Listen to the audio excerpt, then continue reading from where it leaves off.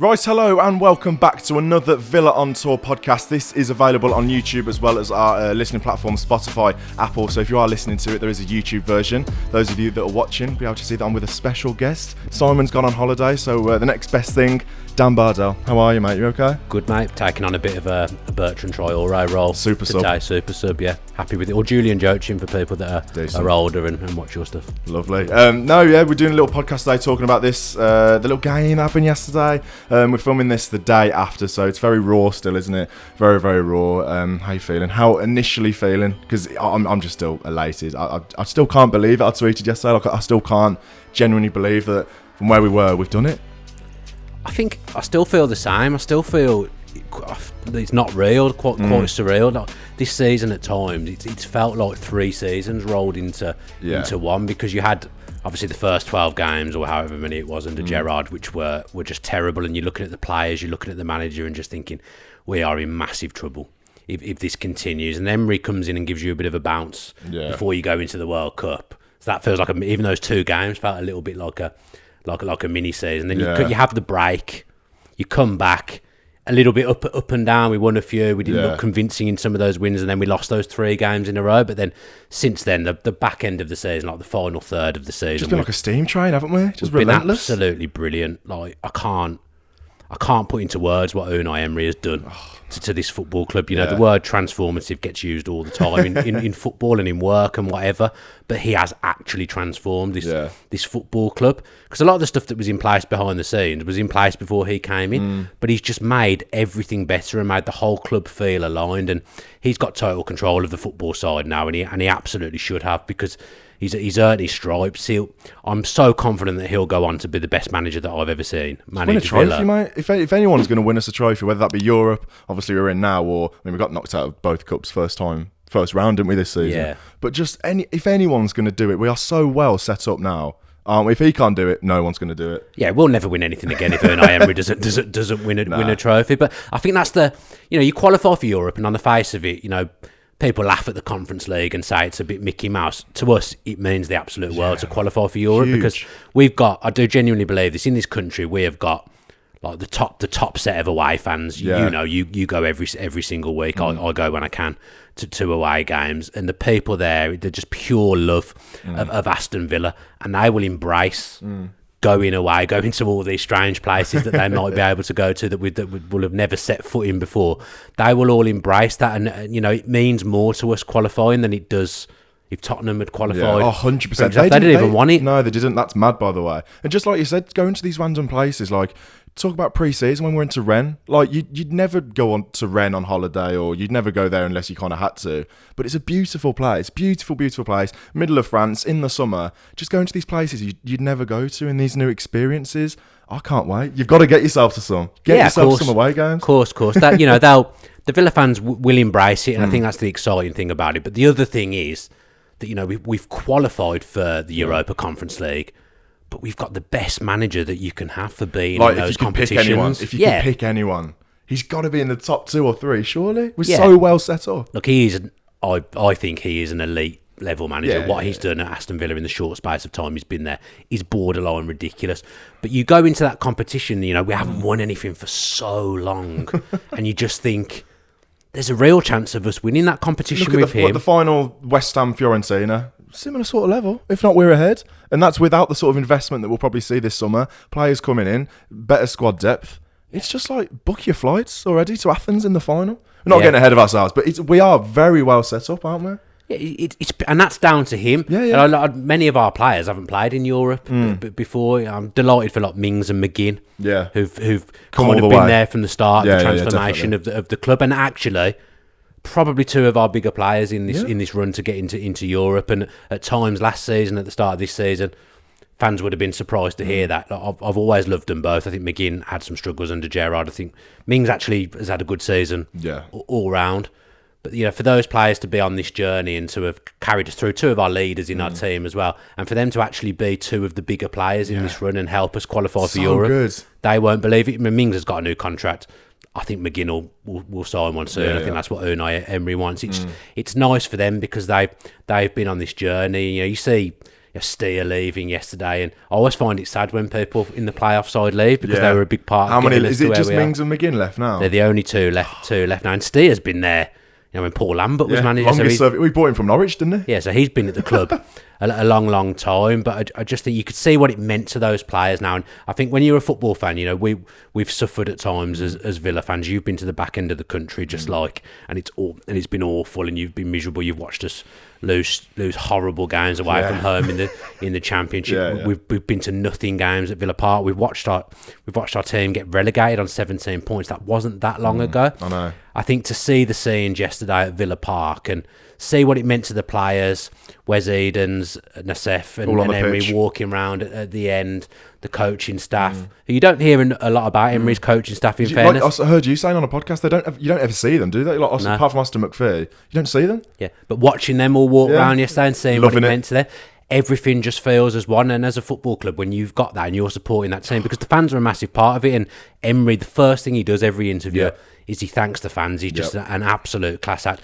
But when your whole club's aligned and it's like that, it's special, because that won't last forever. And not many clubs will have that. There's probably 3-4 teams in the league that have got that at the moment. Maybe Newcastle, Man City, and us, Liverpool, to be fair, because of the Klopp thing. They all love Klopp. It's it's very, very rare that the whole club is aligned. At the moment, that's where we are, and we can genuinely go into this summer and be so excited.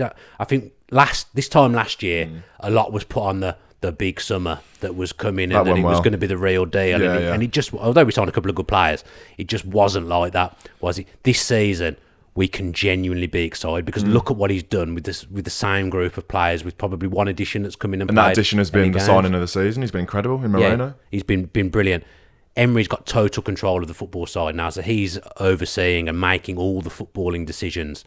We're going to be bringing in players that he thinks are good enough to take us to the next level, players he wants to work with. You trust anything he does as well. Like, it's so important. You just, like I've heard you say before, play players where you like in whatever system, sign whoever you like, recruitment side of things, you just trust him. You've got sole trust. And you talk about that sort of alignment with the fans, and sort of the first thing he mentions in every post-match is about the fans. We were talking about it pre-game yesterday. I was talking about it with Simon, and we were sort of saying that's so important to have that relationship, because we never had that with Gerrard. It was never there, even when we had that mini bounce, and it was mini at the start, that Palace game, that Brighton game, that connection was never there. He was always a little bit prickly, wasn't he, Gerrard? And about, in press conferences and things like that, he was just a little bit prickly. So the fact that Emery's got this relationship so fast, some people might think, the relationship isn't that important if he wins games, but I think it is. I think it's so crucial that him, the fans, we're all aligned, we're all going in the same direction. The only way is up, and that's so important for me. Yeah, I think you're right about Gerrard. Look, it didn't work. It was rubbish throughout the whole time, really, bar the start. From the second half of last season, when he brought his own players in, we just started to get worse, and that cycle continued throughout the rest of his tenure at the club. And there was always the Liverpool thing as well. He'd come out, and I don't think he meant everything that he said, but he'd say stupid things like Chelsea should be wiping the floor with us. Saying stuff like that, it's never going to align you with the fan base. No. Emery says all the right things, and he's done that from minute one. And even if you look at the first game he came in, Manchester United at home, the improvement immediately was ridiculous. Villa hadn't beaten Manchester United at home since I was 10. 27 years. I'd never seen it. It's crazy. So to have come in and beat them really comfortably that day, first game. Wasn't a smash and grab, was it? No. Battered them? You just knew, right, okay, we could be onto something here. And he's just managed to keep it going. He is a special man. I love the way he talks as well. You can just tell that he gets it. And sometimes you think it needs to be like a Villa man like Dean Smith, for example, to get it. This shows actually it doesn't. And the owners deserve great credit for what they've done, because we were in an awful position, but they reacted to what was going on, and they got in the best manager they could possibly get in. And I was speaking to my dad yesterday at the game. You look at the midfield yesterday. So you've got the four across there. Kamara, who's been pretty good ever since he came in. Louise, McGinn and Ramsey in that midfield. They were the midfielders that were playing under Gerrard. He was picking them, and he couldn't get a tune out of them. Midfield was our weakest area. Yeah, it was. Those three yesterday, probably our three best players in the game. two assists for Ramsey. Yeah. McGinn's just been so consistent over the back end of the season. And Douglas Luiz has been our player of the year. That absolutely speaks volumes. The improvement in every player. That it shows what a good coach he is. Yeah, Gerrard could never get anything out of any of them. And should we talk about yesterday then? How was your day? Because going into the game, I think we kind of felt.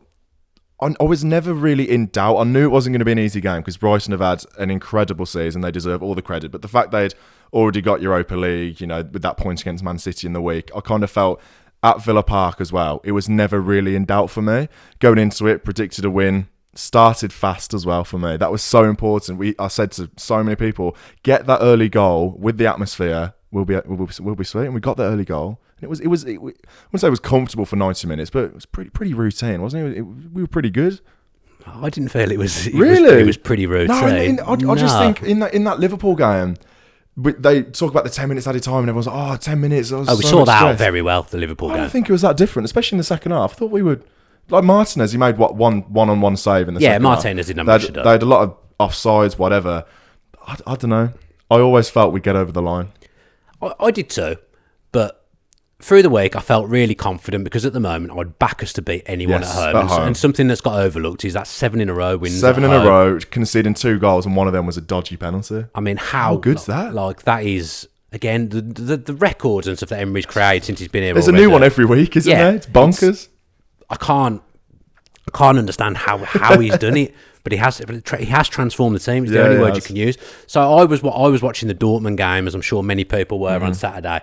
In their hands, they're at home. Yeah. You think Mainz have got nothing to play for. They're gonna win the league. We saw it in Peterborough, Sheffield Wednesday as well in football. You just think Dortmund are going to win the league here. So I was watching that, and then they went 1-0 down off a set piece goal, missed a penalty. Next thing they're 2-0 down. They can't finish anything to save their lives, and you're thinking they're in that position where it's in their hands, and they've just gone to pieces. So that made me a little bit nervous. And then I got to Villa Park. When once the game starts, you're okay, aren't you? Because you're in your happy place. You can see it. You're in your place where you've been so many times in your life. It just feels comfortable. You're happy to be there, and we did start really well. But Brighton are a very good team. They made a lot of changes, rested a lot of their probably better players. Mitoma was on the bench, wasn't he? Caicedo was on the bench. Dunk, who's been a big part of their defence. So fluid. Estupiñán didn't start. So you're thinking, okay, but they just still play really good football. They did really the same good. Against Wolves, didn't they? They rested Mitoma, McAllister in that game. They battered Wolves 6-0. I know Wolves are Wolves. They got battered 5-0 yesterday. Next season, I think. Yeah, I mean, there's issues with FFP with Wolves, but who cares? Their manager will go.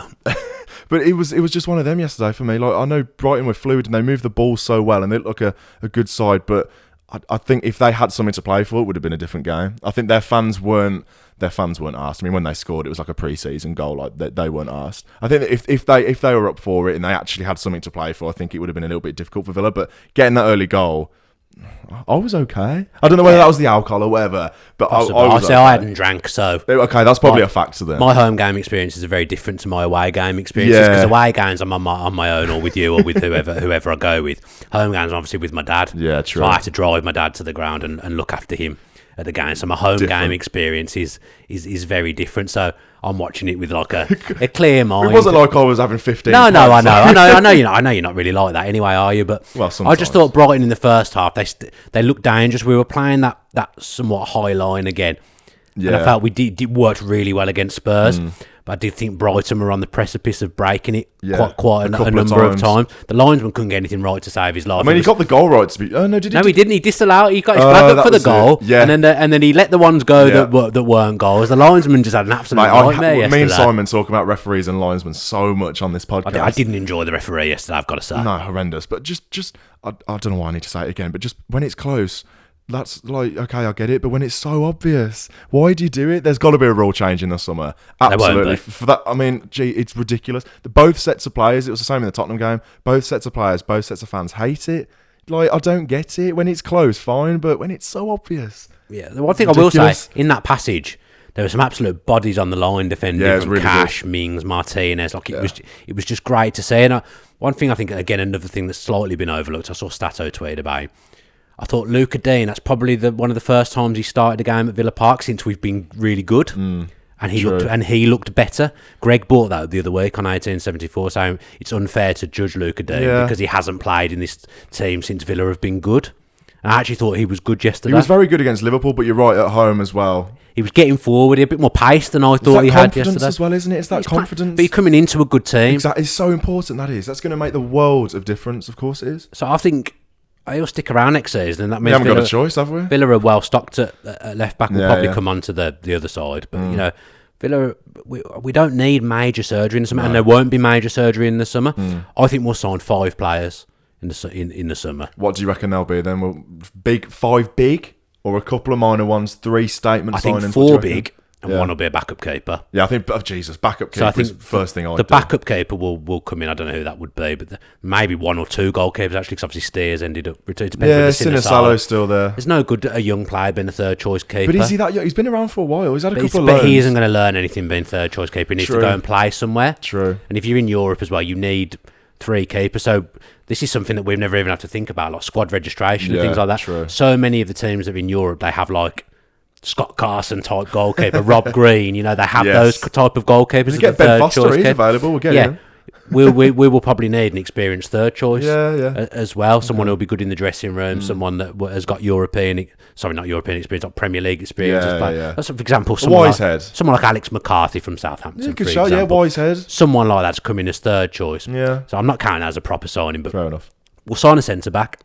I think Chambers will move on. Do you reckon that'll be someone to rival sort of Diego Carlos, Conte and Mings? Because I know we've got Europe and stuff, but for sort of similar level, do you reckon That's what you need. Yeah, I get that, all pushing each other. What do you drop Conza to the bench potentially? I'd back a La Liga centre-back.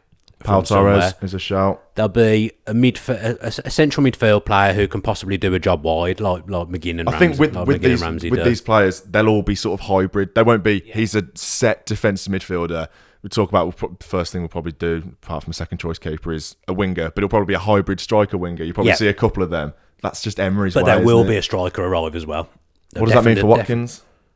Sometimes he'll play with him. Sometimes he'll be on the bench. You've got to have a squad when you're playing Thursday, Sunday. You've just got to. Yeah. And if we plan to go all the way, and Emery will want to do well in the other cups as well. True. You absolutely have to have a squad.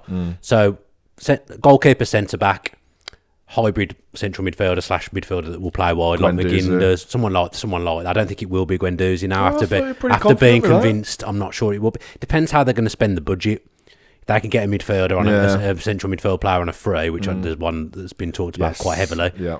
They're not going to go and get Guendouzi, and then that money would be used to get. There'll be a Bailey, Traoré type player. Yeah, Traore's probably going to be off, isn't it? One of Bailey or Traoré will go. I don't think Bailey will go. And then there'll be a forward player.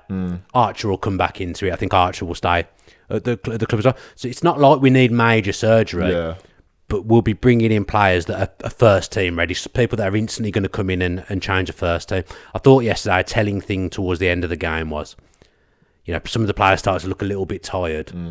We only made 1 sub yesterday. I thought that was very interesting. We don't have the quality to bring off the bench. I mean, Brighton were bringing on good players to come and try and get nick a goal and get themselves back into the game, get themselves back level. Yeah, we didn't have that. Yeah, we talk about it a lot where it would be sort of the players who are in the first team now would drop down to the bench, like a Leon Bailey, for example. Yeah. Like a Buendia, for example. Those who are sort of on the cusp week in, week out that sometimes drop out, they will probably drop down to the bench, and you'll see someone to replace Buendia, someone to replace Leon Bailey, but they'll still be massively involved, won't they? Sometimes Louise will be on the bench if we sign a central midfield player. Sometimes Kamara will be on the bench. Got to be fluid. That's what you need. Yeah. You can't.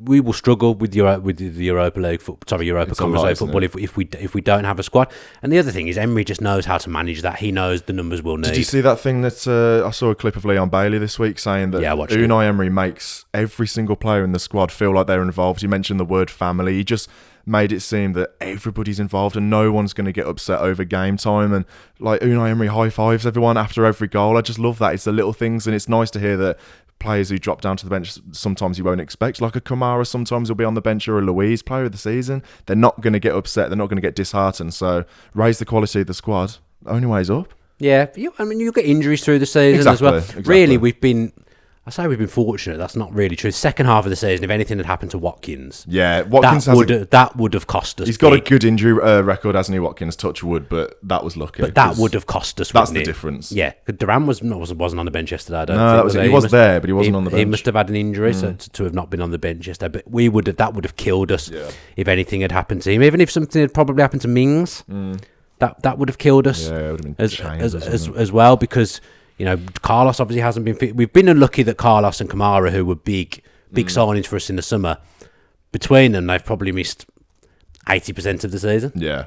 But like they've missed it. Kamara's missed a lot of games, and Douglas and Diego Carlos has missed a lot of games. So again, it's the same players that were playing last season. I mean, look at the defensive two, for example. Mings and Konsa, they're the ones that started when we got promoted. We were talking about this yesterday. I was talking about it with my mate, and we were saying, people talk about the recruitment that first season and Suso and all of this, but you look at it, you're not going to get everyone right, but it's bloody good. Like, you look at Nakamba getting promoted with Luton, you'll get a decent fee for him, for example, won't you? Yeah. Philogene Badace, I don't know whether we will. example. It won't be big for Nakamba. No, I'm not saying big, but you won't make a profit on him. Would you pay for him like 11 million? You won't make a profit on him, but you still get a fair chunk of that back. 5 plus. He's only got a year on his contract. Oh, it's only a year, but yeah, I reckon you'll get 5. He'll go to Luton 100%. I'd be almost certain he'll be playing for Luton in the Premier League next season. I've talked about it before as well. You can't just splash the cash constantly. You need to get some money back for that. I think Philogene Badace is a good one as well. He's had a good season at Cardiff. Get $1 million for him, for example. Just these little things as well. A couple of other loan players as well, Rubenham. You think he'll come back into it because there's so many more games as well. I think you are going to see these sort of players come in. Cam Archer is the one for me. He'll be back. I always think, what more can he do? Cam Archer, like, he's done it a couple of times wherever he's been. He's done it. Villa wouldn't, I don't think, let him go without him ever having a chance. 100%. Because they're so rare goal scorers. Greg always says this. If he was, let's say he'd been playing for Middlesbrough in the Championship, Premier League teams would be looking at him now saying, we should maybe look at bringing him in a team that's just been promoted, for example. Yeah. We will have a hell of a lot of games next season, and I would expect, when you're playing not a nobody team, that's not the right phrase, but a team you expect to be at home in the group stage, Cameron Archer will be playing in those games, the early round of the League Cup. Yeah. I think Duran will go on loan. I think he's got to. He looks so incredibly raw, doesn't he? Just going. He's got something though. I think he's got something. Of course he has. He's a big bully, but he's incredibly raw. He hasn't scored yet. I know he's only played 5 minutes here, 5 minutes there, but to go and play games, because even at Chicago he didn't play a lot, did he? No, he's not got much first team football in the tank so but far. Like you said, you can tell there's something about him. Yeah, which wouldn't I surprise like. me if he went to Portugal, and I can't ever say the name of the team. Just go Vitoria. They're in the Conference League, aren't That'll they? be interesting. We could end up. Is that even allowed though? Because I know someone like if you've sure. got stakes in both clubs. I don't know if we is it V Sports? Is that what it is? Is that what we're going under? I think they've got less than 50%. I don't know if that makes a difference. But that'll be interesting if we go there. Yeah, I noticed. Be a nice little trip, wouldn't it? I looked at the list of teams yesterday, and there's some big teams in there, mate. Juventus are in there, aren't they? But then you got was it TNS, that team from Wales? Like, yeah. And then Aberdeen there's no guarantees they'll qualify. Nah, but it's just like, you can hype up. Hey, we'll go into Juventus. The thing and I'm then most you get worried about Aberdeen or is something. Rapid Vienna. Oh, I can't be dealing with that. I mean, it would be funny if we got them. Though. Your nightmare returns again. They caused us absolute carnage at Rapid Vienna. They had a real hex over us for 2 years in a row. We just couldn't get past them. Imagine if we pulled them out again. That'd be fun. I think because Ajax finished third, didn't they? I didn't see them on the list that I saw this morning. Yeah, there was sort of a list going around. I think Villa are in pot 2, and there's some decent sides in there. Can we tell you what I don't want to talk about? Everyone loves the Champions League music. Have you heard the Europa League music? I love it. I do. This is the saddest. This is the saddest thing. I downloaded it last night. I was listening to it. Is it on your playlist? Before I went to bed, there's like a 22-second version. Make sure I get the right one. This is incredible. Hopefully we don't get copyrighted for the old Europa Conference League music. Imagine this at Villa Park. It's an absolute banger. It's a bop, mate. I'd argue it's better than Champions League music. I love it, I do. It's so sad. But you can think about being at Villa Park now with that playing. Oh, mate, this isn't a dream anymore. This is going to happen next season. Like, imagine some Norwegian Vikings rocking up to Villa Park on a Thursday with this belting out. Oh, man, I can't wait for that. It's been so long since we were in Europe. I think it's a different level now, because I was looking at that team that played Rapid Vienna. That was horrible, by the way. Awful team. But do you know how many people were at Villa Park then? It wouldn't have been a lot. 20,000? I just think it's a different level now. It'd be more than double that. Because we won't... that was random, by 20,000. That's a bit strange. I think what happened, if I remember correctly, was... So when I was a kid, Villa were always in Europe, so I would have gone... Taken for granted, I guess. It was straight away. It was just knockouts in those days. And there's some big games at Villa Park. The 97-98 run, when Tails was playing and Stan Collymore scored that goal against Atletico Madrid. Villa played Bordeaux. They played Atletico Bilbao, Atletico Madrid. Who else did we play? I can't remember. Bilbao in the Conference League. Anyway, we played. You're playing good European teams, and at that time, the level between the Premier League and those teams wasn't really big. True. It was all level. So you play these two-legged ties. It was brilliant. But again, I got used to it. It was just what we did. Yeah. And then we fell away from it a little bit. And then under O'Neill, we just didn't take it seriously because we were so focused on going for the top 4. Yeah. I hate that, by the way. People before Sunday were saying, oh, you know, I'd rather get 8th and we don't have that European football. You know, we don't have a big squad. It's like, why would you want to finish outside of Europe to then focus on finishing in Europe? Like, you don't even know what's going to happen next season. So much can change. Tottenham will be better. Chelsea will be better. You know, you can't take this stuff for granted. I don't get that. My dad said something strange in the car yesterday on the way home. He said, and you wouldn't expect this from someone of his generation. Maybe it's because he's seen Villa win things, so it's almost like he knows what it's like to win things, whereas we don't really. He said he was worried about us playing in the Europa Conference League because he wouldn't want it to come at the expense of maybe trying to finish in the top 4. But I was like... But if you win the Conference League, you get Europa League and then I said if you offered me top 4 next season or to win the Europa Conference League, I'd want to win the Conference League because I want us to win something. Yeah. The big teams win trophies. Yeah. We always talk about Villa being a big club, but big clubs win stuff. Yeah, in 10 years' time, no one's going to remember the fact that Newcastle finished top 4 this season and qualified for the Champions League. They're going to look back and say, did they win anything? It's like Manchester City. You know, they're brilliant, they're unbelievable, they're the best team in the world at the moment, and they win the Premier League, and I think they'll probably just continue to win the Premier League because they're that good as long as Pep's there. Yeah. But the thing that always gets levelled back at them is that they haven't won the one trophy, the Champions League. Yes. So I just think, I mean, I'll probably, I don't know. Give it a week. I don't know, actually. I'd love it if Inter did that, but that's a different story. I really don't know, you know. But I want to look back and say that we've won things. And if you ask the players as well, I'm sure they all want to play in the Champions League. They also want a medal around the neck. 100%. I didn't... when we won the playoff final, I wasn't as maybe buzzing as maybe people who are younger would have been. I was pleased because I wanted to be back in the Premier League. But I didn't feel like we'd won a trophy. No. All it said to me was... I was relieved. We're back in the Premier League. It wasn't this feeling of elation that we'd done really well. No. I enjoyed it, and the 10 games in a row was brilliant. And we'd been so bad before then as well. But it was relief. I want us to win something. I want to see us win a trophy because I've said this so many times now everywhere I've been on. Villa haven't won anything since 1996. Again, when I was young, we won a trophy when I was 8. We won a trophy when I was 10, and then. When I was 12, we got to the FA Cup final and lost. Yeah. So at that time, it just felt like every few years, Villa got 50% chance of winning a trophy. And then was it 2010 the next time that we got to a final? Yeah, and then 2015. And that really should have been a trophy that day against Manchester United. It really should have been. That sending off was the Vidic didn't get sent off was an absolute disgrace, and I probably still think about that every day, as I'm sure Martin O'Neill does. We then had the Tim Sherwood final, and we got pummeled. Our final was the semi that year. So the semi was brilliant. Probably one of my favourite games ever. But we were done after that. We got battered. It was just 2 different levels of football. That was my first cup final that I went to, and it was horrendous. And then we lost all the good players in that team, and we got relegated.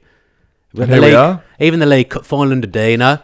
I didn't realistically think I said this we were to ever Simon. going to win the game. We went to Wembley a couple of weeks ago to watch Halifax versus someone in the FA Trophy final, whatever it was. And I was saying, can you imagine coming here in the FA Cup with Villa and it not being against Man City or something? We're saying, wouldn't it be sweet if we could play West Ham or something in the FA Cup final? But again, if we get to a cup final now, always fancy us. Unai Emery, cup final specialist. You just think we'll do it. I found it quite interesting yesterday actually, and this is such an irrelevant little thing that probably everyone's forgotten even happened in the game. Right?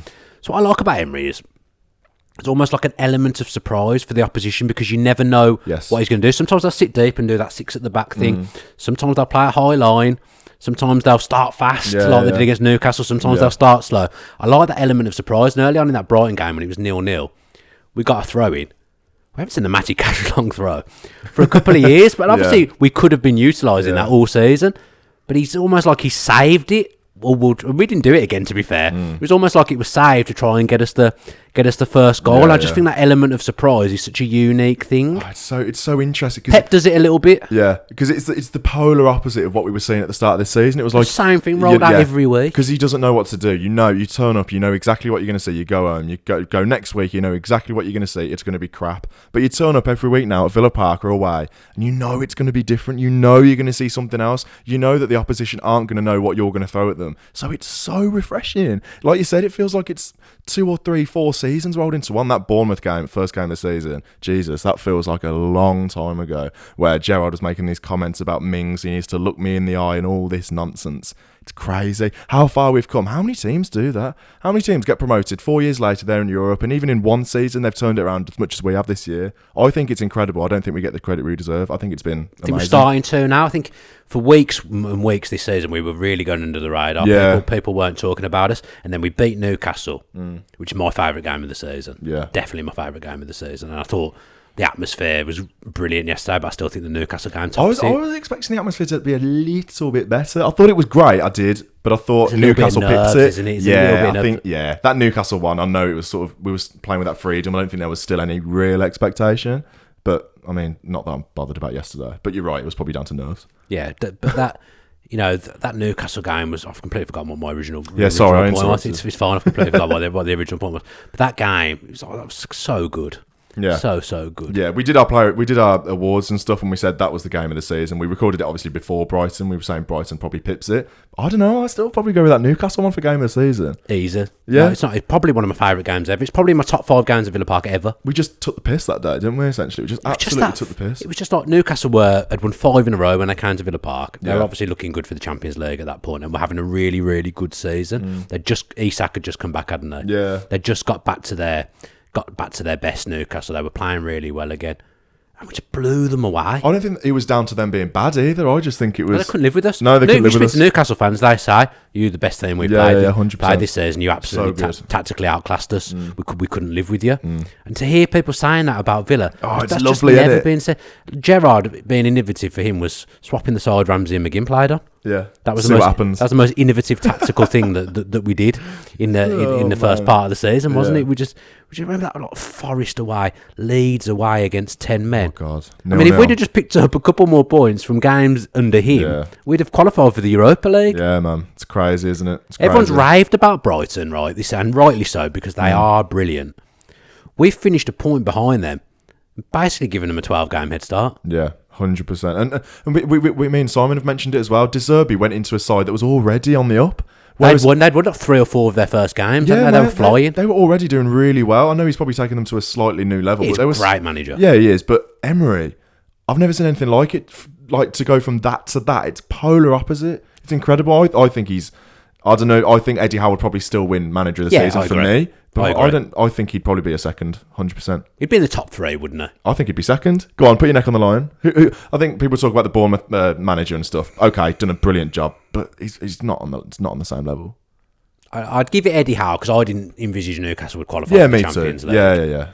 But by that basis, I didn't envisage Villa would qualify for Europe, even starting flat at the start of the season when everyone's at 0. So Emery's probably second. You're right. And maybe Gary O'Neill third. Well, maybe Arteta.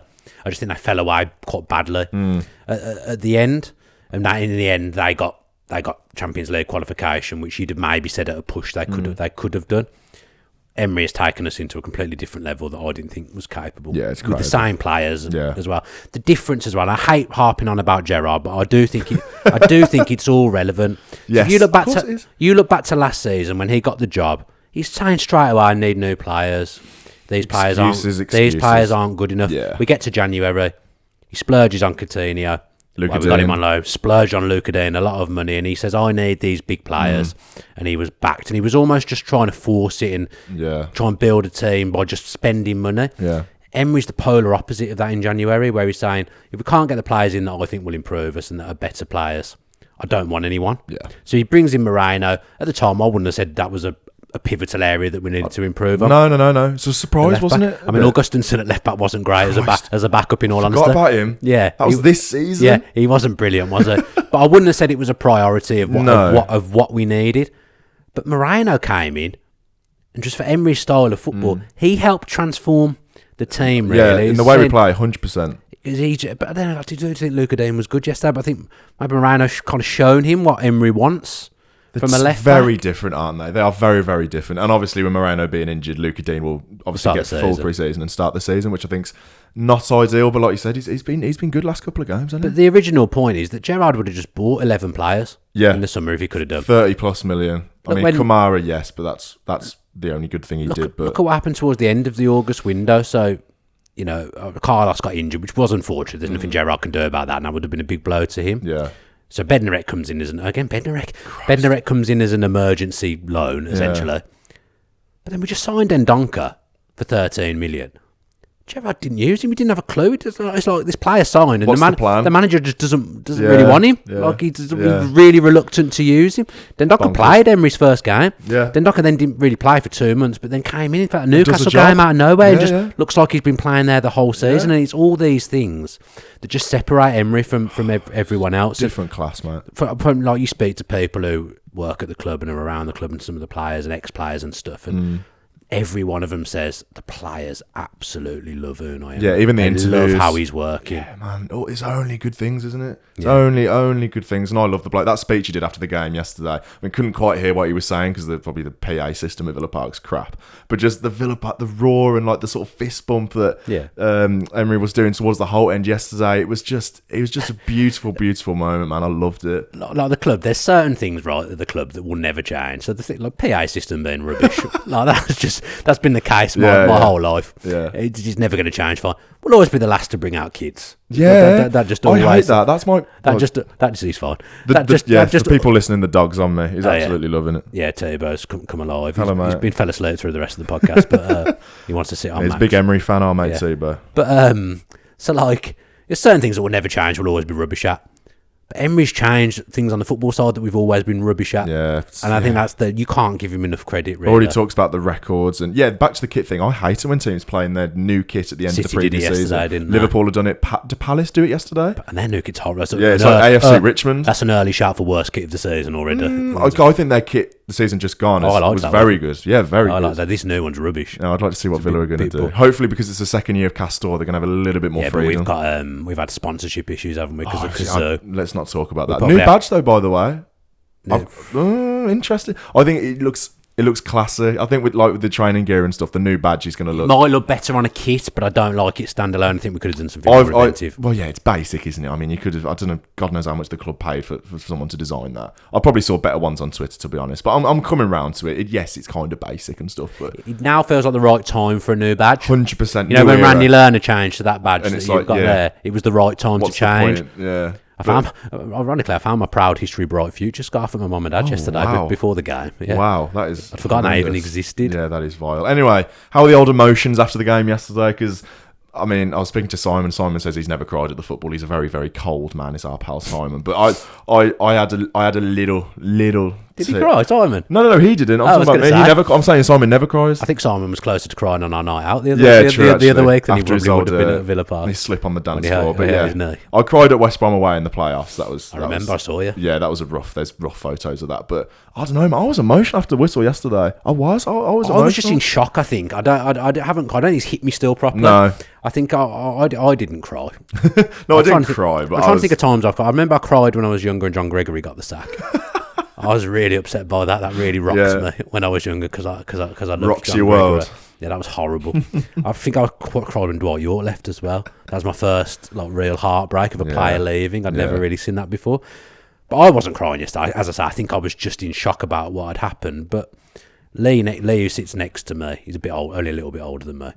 I could see he was getting emotional, and if I see someone else getting emotional, that tends to make me emotional. Then after the game, I was with my dad and little Gemma off Twitter, and her dad's late 70s, and he had tears streaming down his face because he was just like, I'm old, and this is probably the last time I see Villa in Europe. Roger Goldman said that on social media. So you're right though. It's so good for so many generations, and for the younger generation that have never ever seen Villa in Europe. Like me, I started supporting Villa at 10 or 11. I've never seen us in Europe, so it's just a whole new experience for so many new Villa fans, young Villa fans. So bring it on, man. Yeah, just bring it on. It's going to be so fun. The summer's going to be a big one.